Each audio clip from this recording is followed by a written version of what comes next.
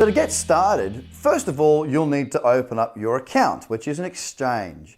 To do this, there are some hoops we need to jump through.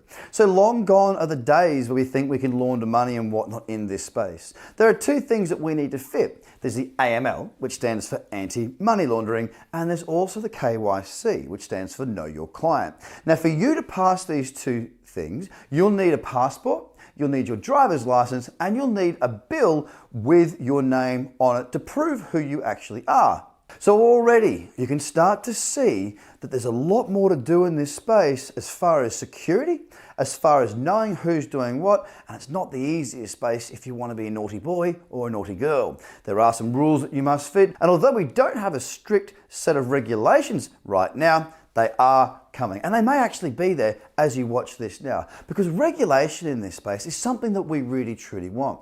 I'm not trying to avoid paying my taxes. I'm not trying to launder money. I'm not trying to do anything at all illegal. You see, my focus is investing and trading. I want to be on the hottest new emerging markets using what I know to work so well, which is trading, to actually take my little stake and grow that for the growth of my family and my investment portfolio.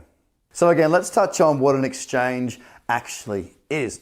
An exchange is a place where you can take your local currency, put it onto this platform, and then go ahead and buy your first crypto assets. Whether that be a small percentage of a Bitcoin or whatever it is that you wish to do, you've got to have one of these exchange accounts. So you might have a number of different accounts. You might not just want to work with one, and there's a couple of reasons for that. One is because often when we see the market move, we can only put in a certain amount of currency each day. Now, if you want to get in quick, you might need to spread your money across different exchanges so that you can hit the limits on each of those each day to get your money into the space to buy your assets. The other reason is it's always nice to have more than one option. Let's say I want to take my crypto profits and cash them out into my local currency.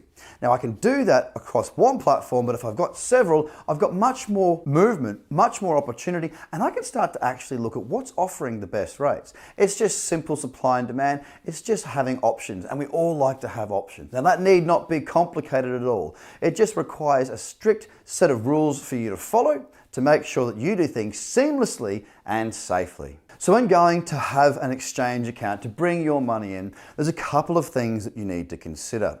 One, naturally, is how simple can it be? Preferably, you want to have a fairly straightforward platform to work from.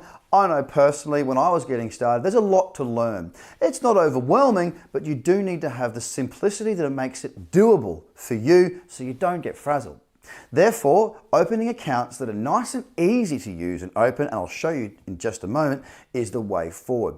It doesn't need to be complicated. Often we as human beings complicate things that don't need to be. And I'm going to show you how to open these accounts. It's very simple, very straightforward, and very secure if you follow a number of key steps. So for me, I know that my first entry into the cryptocurrency space was one with CoinSwap. Now CoinSwap's fantastic if you're for the most part Australian. It's very easy to use. The interface is very simple, very straightforward, and I didn't find too many problems with it at all. They're very secure. Their whole business is built around security, so you can feel quite comfortable in doing so. Now there are some things that you will have to do, and I'll show you. Things like two-factor authentication, which I'll introduce you to shortly. But the long and short of it is it's just an extra level or layer of security to keep your funds and your crypto safe.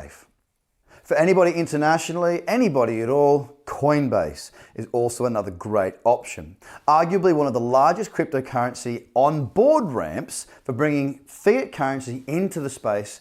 It has a current valuation of roughly $8 billion US.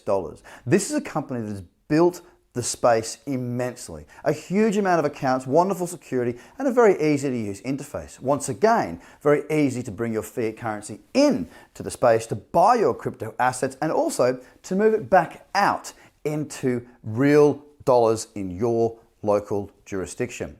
Again, very straightforward, very easy to use, and a very powerful tool. You will still need to add two-factor authentication to solidify your security in this space, and security, just like with anything, is of utmost importance. We can lose our money personally. We don't want to lose it if someone steals it. So very simple steps to make sure that you're safe. You'll need to follow them. Now, although these exchanges that you may start with may not offer all the tokens or coins that you wish to invest or trade in. And if you're going to take the next steps, and I assume you will, to become a trader, you're going to want to have access to a whole lot more in the space. So it's not just about buying Bitcoin, Ethereum, Ripple, and Litecoin here. We're looking at trading the larger crypto asset community. Sometimes you'll be trading tokens that you don't really know what they do, but you'll be reading the charts with specific entry, stop loss points, and targets to make your money. More on that later. But you will need to have more than one exchange. There's a lot of platforms out there, with Binance being one of the major ones. Again, a very simple process to follow. The reason we would have more than one exchange is simply so we have exposure to more token offerings. Now later on, we will show you how you can transfer your tokens, say Bitcoin, from one platform to another.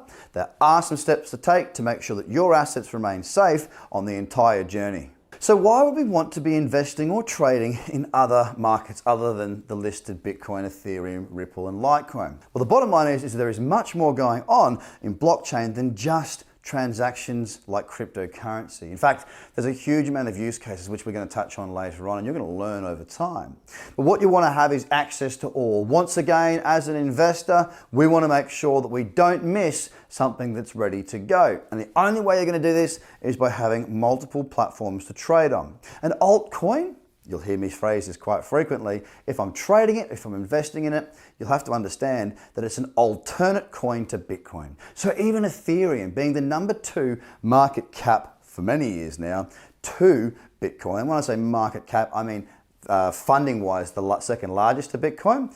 We still call that an altcoin because it is an alternative to Bitcoin, or an alternate token to Bitcoin. So altcoin platforms, they need to be a part of what you do. They are definitely a part of what I do when it comes to trading. I want exposure to all the different tokens that are available, provided they fit my set of rules to trade. Having multiple exchanges just opens up that pool of different products, much the same as if you were to go to a car yard to buy a car.